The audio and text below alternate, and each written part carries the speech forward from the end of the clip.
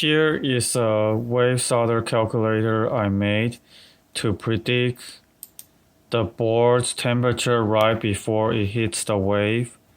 So the input parameters are the length and width of the pallet, which the bigger the area, increase the heat absorption, and the heater setting.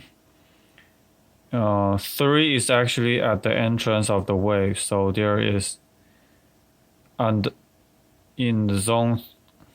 This is actually kind of a mistake. So in the first section, there's a lower preheater 3, but no top preheater. On the second stage, there's a lower preheater 2 and upper preheater 2.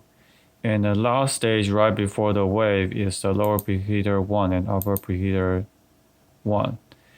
And there's a belt speed. These are in imperial units, so the conveyor speed is feet per minute. However, the final temperature target is between 90 to 95. This is in Celsius. And one more is the weight of the pallet plus the board. And there's the bigger the weight, the slower the heat temperature will increase. Lastly, there's a specific heat which is in joule per kilogram Celsius. And right now you can see this number is 102. So if we lower the speed,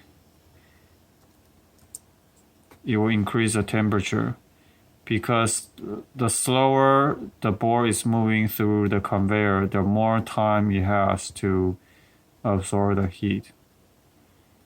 And we could say we lower the temperature here from 380 to 300.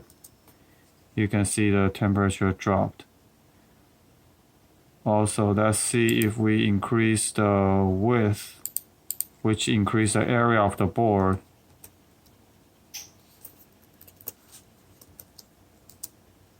That will increase the temperature too. And let's try increase the weight, the mass. So it's 1.2 kilogram, but now that's make it 2 kilogram. Now the temperature dropped. And I haven't cleaned up yet, but you can also input the heater settings in Celsius and the speed in centimeter per minute, which are the only numbers in metric.